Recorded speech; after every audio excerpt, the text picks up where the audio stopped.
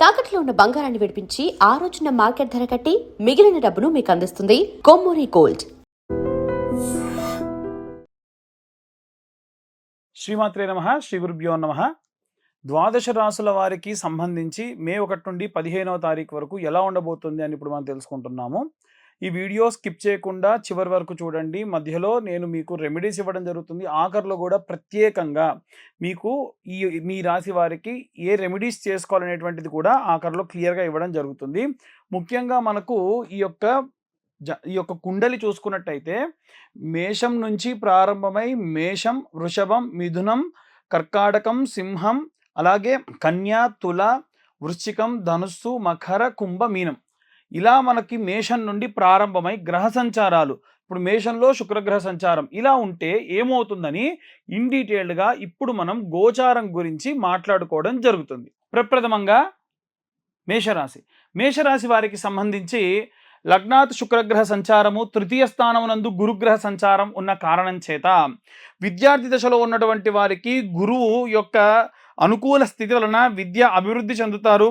కానీ రాహువు బుధ యొక్క కలయిక ఏదైతే ఉందో దీనివలన కాస్త కాన్సన్ట్రేషన్ తగ్గే అవకాశం కనిపిస్తూ ఉంది. అలాగే గృహిణులకు సంబంధించిన విషయానికి వస్తే ఫ్యామిలీలో డిస్ప్యూట్స్ అనేటువంటి ఇబ్బందులు వస్తాయి. ఏదైనా కుటుంబంలో బాగా చర్చనీయాంశమైనటువంటి పనులు వెళ్ళడము మళ్ళీ కాస్త తగ్గాల్సిన పరిస్థితి రావడం జరుగుతుంది. అనవసరమైనటువంటి ఫంక్షన్స్కి వెళ్ళాలి, వాటికి సంబంధించిన ఖర్చు కానీ లేదా ఏదైనా సరే కాస్త మీ యొక్క పేరు పరపతి పెంచుకునే క్రమంలో డబ్బు ఖర్చు పెట్టే అవకాశం కనిపిస్తూ ఉంది. అనవసరమైనటువంటి వాటి జోలికి వెళ్లకుండా ఉంటే మంచిది. అలాగే వ్యాపారస్తులు ఎవరైతే ఉంటారో తొందరపడి ఎవరైనా సరే ఇన్వెస్ట్మెంట్ చేయకుండా ఉండండి. అనవసరంగా వీరు వచ్చేటువంటి ఆదాయానికి సంబంధించి లాభాలకు సంబంధించి వచ్చేటువంటి పరిస్థితి చాలా తక్కువగా ఉంది కాబట్టి అనవసరమైన పెట్టుబడులు పెట్టకుండా ఉంటే మంచిది. అలాగే గవర్నమెంట్ ఎంప్లాయీస్ ఎవరైతే ఉంటారో వర్క్ ప్రెషర్ అనేటువంటిది విపరీతంగా ఉంటుంది. ట్రాన్స్ఫర్స్ కూడా అయ్యేటువంటి అవకాశం ఉంది. ముఖ్యంగా ఎవరైతే ప్రభుత్వ ఉద్యోగస్తులు ఉన్నారో వారికి సంబంధించినటువంటి విపరీతమైనటువంటి మానసికమైనటువంటి ఒత్తిడి ఎక్కువ అవుతుంది. ఎప్పుడో తెలిసి తెలవక చేసినటువంటి తప్పును మళ్ళీ తవ్వేటువంటి పరిస్థితి కనిపిస్తూ ఉంది. అలాగే పొలిటీషియన్స్ ఎవరైతే ఉన్నారో శని గ్రహ ప్రభావం వలన కష్టానికి తగినటువంటి ఫలితం కాస్త ఆలస్యంగా లభించేటువంటి అవకాశం కనిపిస్తూ ఉంది. ఎవరైతే రైతులు ఉంటారో శ్రమకు తగినటువంటి ఫలితం దక్కుతూ ఉంది. కానీ వీలైనంత వరకు యంత్రాలతో చేసేటువంటి పనుల దగ్గర చాలా జాగ్రత్తగా ఉండండి. అప్పులు కూడా తీర్చుకునేటువంటి క్రమంలో ముందుకు వెళ్తూ ఉంటారు. అలాగే విపరీతమైనటువంటి వృద్ధాప్యంలో ఉన్నటువంటి వాళ్ళు ఆరోగ్య సమస్యలు, కడుపు సమస్యలు, శరీరంలో ఉన్నటువంటి ఈ యొక్క బోన్స్కి సంబంధించి ఇబ్బందులుగా పడుతూ ఉంటారు. చాలా జాగ్రత్తగా ఉండండి. వివాహం కోసం ఎదురు చూస్తున్నటువంటి వాళ్ళు ఎవరైతే ఉన్నారో సంబంధాలన్నీ కూడా వస్తాయి.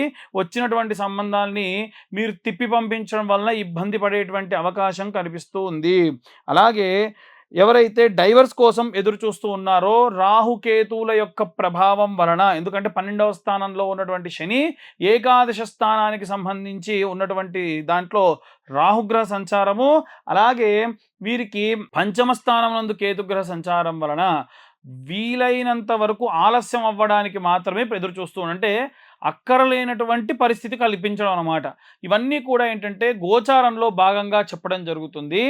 ఇంకా వీటికి సంబంధించినటువంటి వచ్చేటువంటి దుష్ఫలితాలన్నింటి కూడా వెళ్ళడానికి ఏ రెమెడీస్ తీసుకోవాలనేటువంటి విషయాన్ని ఇప్పుడు మనం తెలుసుకుందాం. ఇప్పటి వరకు మనము మీ రాశి వారికి సంబంధించి ఏం జరగబోతుంది ఈ 15 రోజులు అనేటువంటి విషయాన్ని తెలుసుకుందాం. ఇప్పుడు మనం ప్రత్యేకంగా ఎటువంటి రెమెడీస్ పాటించాలి అనేటువంటి విషయం తెలుసుకుందాం.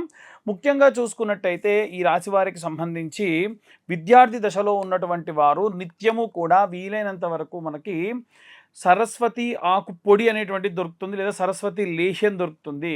నిత్యము కూడా వీలైతే ఒక దానిమ్మ ఆకు లేదా తమలపాకులో కొంచెం అంతా అమ్మవారికి నైవేద్యంగా పెట్టి పిల్లలతోని శ్రీమాత్రే నమః అని 11 సార్లు జపించి దాన్ని తినడం వల్ల విశేషంగా సరస్వతి కటాక్షము వాక్శుద్ధితో వాగ్దేవి యొక్క సంపూర్ణ కృప లభిస్తుంది.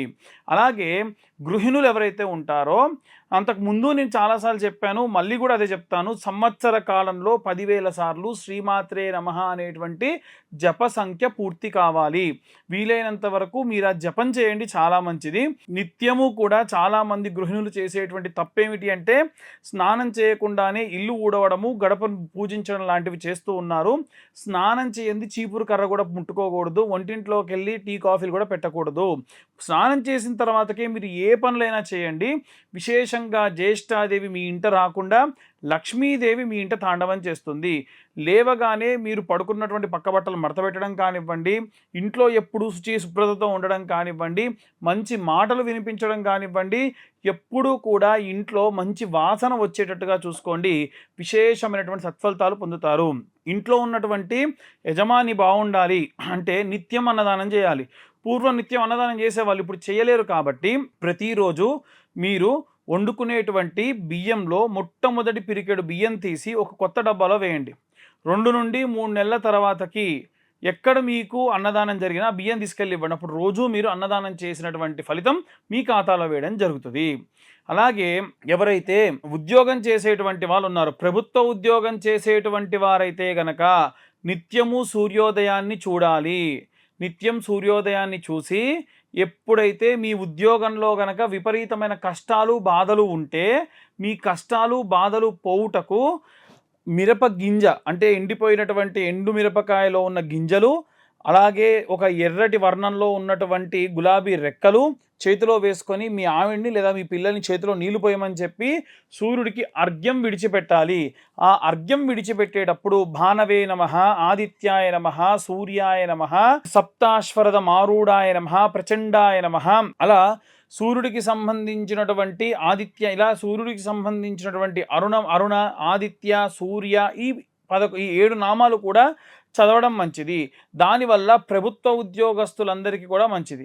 ఇక సాధారణంగా ప్రైవేట్ ఉద్యోగం చేసేటువంటి వాళ్ళు నిత్యము కూడా దక్షిణామూర్తికి సంబంధించిన స్తోత్రము, అలాగే హనుమాన్ చాలీసా పారాయణ చేయండి. ఎందుకంటే ఎక్కడో ఏ దేశంలోనో ఇబ్బంది జరిగితే మీ ఉద్యోగానికి ఎఫెక్ట్ అవుతుంది.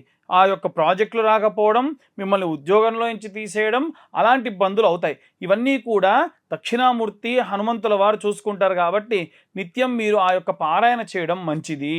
అలాగే ఎవరైతే విద్యార్థి దశలో ఉద్యోగస్తులు, గృహిణుల గురించి ఇప్పటివరకు చెప్పుకున్నాం, కానీ వ్యాపారస్తులకు సంబంధించిన విషయానికి వస్తే బుధవారము చింతపండు వీలైతే ప్రసాదం కోసము ఎక్కడైనా వెంకటేశ్వర స్వామి ఆలయంలో దానంగా ఇవ్వండి.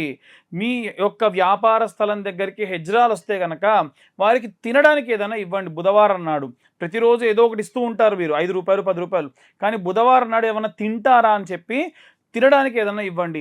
దానివల్ల ఉన్నత వ్యాపార అభివృద్ధి కలుగుతుంది.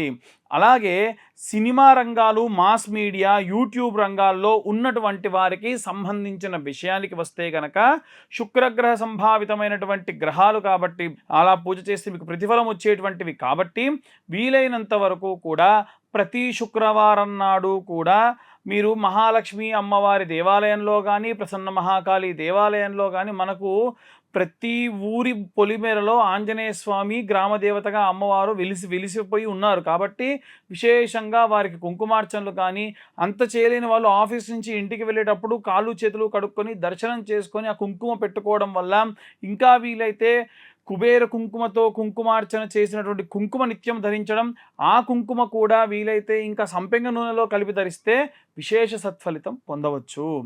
ఇలా ఇవే కాకుండా రైతులు ఎవరైతే ఉన్నారో వారు సుబ్రహ్మణ్యేశ్వర స్వామి అంటే జంటనాగులుగా ఉన్నటువంటి సర్పాకృతిలో ఉన్నటువంటి జంటనాగుల్ని కూడా సుబ్రహ్మణ్యుడిగా భావిస్తాం. కాబట్టి అవి రావి చెట్టు, వేప చెట్టు కింద వెలిసి ఉన్నటువంటి సుబ్రహ్మణ్యేశ్వర స్వామికి ఆవు పాలు, నీళ్లు పోసి పసుపు గంధం కలిపిన లేపనం రాసి కుంకుమ, పసుపు, కుంకుమలతో పాటుగా పూలు పండ్లు కూడా పెట్టిన తర్వాతకి ఎక్కడైతే అభిషేకం చేసి చెట్టు మొదట్లో పడ్డటువంటి ఇంత మట్టి తీసుకొని మీరు వేసేటువంటి ఎరువులో కలిపి వేయండి. దాని వలన విశేషంగా ఎవరైనా సరే భూ సంబంధితమైన ఇబ్బందులు పడుతున్న వారుంటే అవన్నీ కూడా పోతాయి. అలాగే ఎవరైతే వివాహం కోసం ఎదురు చూస్తూ ఉన్నారో వారు వర కన్యా పాశుపత హోమాలు చేసుకోండి. ఎందుకంటే జాతకరీత్యా ఎన్ని దోషాలు ఉంటే అన్ని దోషాలకు పూజ చేసినా ఇంకా వివాహ సంబంధిత ఆటంకాలు వస్తే ఆ పరమశివుడు సాక్షాత్తు నవగ్రహాలు నక్షత్రాలు అలాగే 12 రాసుల్ని మెడలో ఆభరణంగా వేసుకొని కనుసన్నల్లో కదులుతారు కాబట్టి ఆ శివుడికి చక్కెరతో అభిషేకం చేసిన మాత్రం చేత విశేషంగా వివాహం జరుగుతుంది. డైవర్స్ కోసం ఎదురు చూసేటువంటి వాళ్ళు ఒకవేళ మీ వైపు నుంచి అంతా సవ్యంగా ఉంది, అంతా పరమ న్యాయంగా ఉంది, మిమ్మల్ని ఇబ్బంది పెడుతున్నారు అనుకుంటే అమావాస్య నాడు ప్రత్యంగిరా అమ్మవారికి సంబంధించిన హోమం చేసి మీ కష్టాలన్నీ పోవాలని అమ్మవారికి నమస్కారం చేసి హోమం బొట్టును ధరించడం వలన, ఇంకా వీలైతే ఆ భస్మాన్ని అలా తీసుకొని వెళ్ళి నిత్యము కూడా దాన్ని ధరించడం వల్ల విశేషమైనటువంటి సత్ఫలితాలు పొందుతారు. ఇవే కాకుండా వృద్ధాప్యంలో ఉన్నటువంటి వారు నిత్యము కూడా మృత్యుంజయ మంత్రం చదవాలి. ఎందుకు అంటే త్రయంబకం యజామహే సుగంధిం పుష్టివర్ధనం ఊర్వారుకమే వందనా మృత్యోర్ముక్షీయమామృతాత్ అంటే విపరీతమైన ఇబ్బందిని పెట్టకయ్యా, ఈ శరీరాన్ని తట్టుకోలేకపోతున్నాను, విపరీతమైనటువంటి బాధను పెట్టకు, ఆ యొక్క సొరకాయ పైన ఉన్నటువంటి తొడమ ఎలా అయితే సులువుగా టక్మని వెళ్ళిపోతుందో అంతే సులువుగా నన్ను ఏమైనా చేస్తే చేసేయి తప్ప నన్ను తీవ్రమైనటువంటి శరీరాన్ని ఇబ్బంది పెట్టకు అని కోరిన మాత్రం చేత బోలా శంకరుడు కదా మన ఆయువృద్ధినిస్తాడు. ఇంకా వీలైతే నిత్యము మీరు ఆ మంత్రం చదువుతున్నట్టు ప్రాణాయామం చేయండి అని శ్వాస తీస్తూ మంత్రం చదవండి. ఆ మంత్రం చేయనంతసేపు శ్వాస తీసుకోండి, మళ్ళీ మంత్రం చదువుతూ ఇంకొక నాసిక నుండి శ్వాసను విడిచిపెట్టండి. శరీరంలో ఉన్నటువంటి విపరీతమైనటువంటి నొప్పులు పోయి వాయు సంబంధిత కఫ సంబంధిత పిత్త సంబంధితమైనటువంటి ఇబ్బందులు పోయి మంచి ఆరోగ్యాన్ని పరమశివుడు ఇస్తాడు. ఇప్పటి వరకు మనం ఈ యొక్క ఇప్పటి వరకు మనం వారికి సంబంధించిన విషయాలు, వాళ్ళు ఏ రెమెడీస్ తీసుకోవాలనేటువంటి విషయాలు కూడా మనం చెప్పుకోవడం జరిగింది. కాబట్టి ఇవన్నీ కూడా ఇప్పుడు పాశుపత హోమాలు లాంటివి నిత్యము కూడా నేనే స్వయంగా చేయడం జరుగుతుంది. ఆసక్తి కల వారి కింద ఉన్న నెంబర్కు కాంటాక్ట్ చేయొచ్చు. అలాగే కూడా ఎవరికైనా ఇవన్నీ గోచర రీత్యా చెప్తున్నారు కదండి, మరి పూర్తిగా నా యొక్క స్వతజాతకం కావాలి అనుకుంటే మీ పేరు, మీ date of birth, time, place of birth ఉంటే మాత్రమే మీ యొక్క జాతకం అనేటువంటిది 60-70 పేజీలో ఇవ్వడం జరుగుతుంది. ఆసక్తి కలవారు కింద ఉన్న నెంబర్కు కాంటాక్ట్ చేయొచ్చు. వివాహం కోసం పూజలేమీ చేయించలేము, కానీ మీ యొక్క వివాహానికి సంబంధించి సంబంధాలు కావాలంటే కింద ఉన్న నెంబర్కు కాల్ చేసి రిజిస్టర్ చేసుకుంటే నేను నిత్యం ప్రతి నెల కూడా చేసేటువంటి పూజలకు నా దగ్గరకు వచ్చేటువంటి సంబంధాలు కూడా ప్రతి 45 రోజులకు ఒకసారి డేటాను నేను ఇవ్వడం జరుగుతుంది. ఆసక్తి కలవారు కింద ఉన్న నెంబర్కు కాంటాక్ట్ చేయొచ్చు. సర్వే జనా సుఖినో భవంతు. స్వస్తి.